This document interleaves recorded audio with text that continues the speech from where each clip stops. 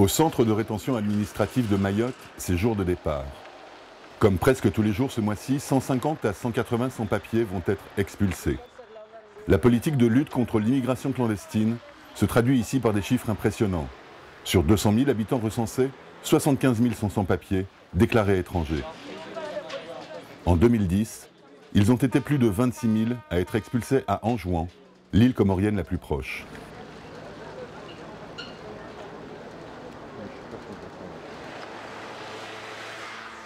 Dans les bidonvilles de Mayotte, on vit la peur au ventre au rythme des descentes de police. L'une des conséquences majeures de cette politique d'expulsion est le nombre d'enfants abandonnés qui explose. Il y aurait entre 5 et 6 000 mineurs isolés dans l'île.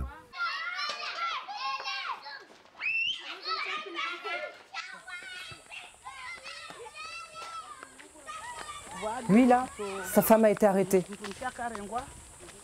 Mais elle est morte. Elle est morte en pleine mer. Elle a laissé 9 enfants. Dans cette maison, la police a arrêté les gens. Ils ont laissé les enfants. 3 enfants. Moi, je veux que ma mère rentre. C'est trop dur sans elle. Je veux que ma maman revienne.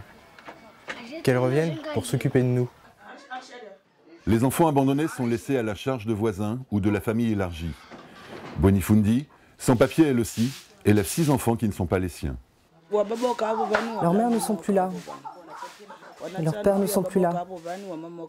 Maintenant, c'est moi qui leur sers de maman, qui leur sers de papa, de grand-mère. Et puis, je leur apprends le Coran. Je les ai tous mis à l'école. Comme ça, un jour, ils auront peut-être la chance d'avoir des papiers. Et quand ils seront plus grands, ils pourront venir en aide à leurs parents. La Maria Galanta arrive à Anjouan. Les 26 000 reconduites à la frontière de 2010 n'ont été possibles que grâce aux régimes spéciaux appliqués aux droits des étrangers à Mayotte.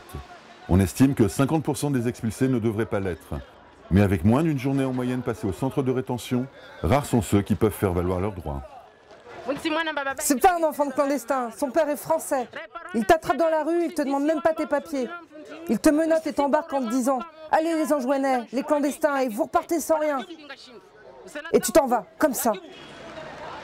Les expulsés de Mayotte n'ont d'autre choix que la misère ici, ou le retour hasardeux en Kwassa-Kwassa s'ils en ont les moyens.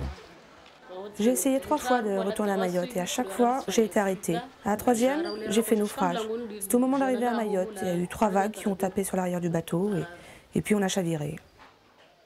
On était 25 personnes à bord. Il y a eu 5 enfants et 6 adultes qui sont morts.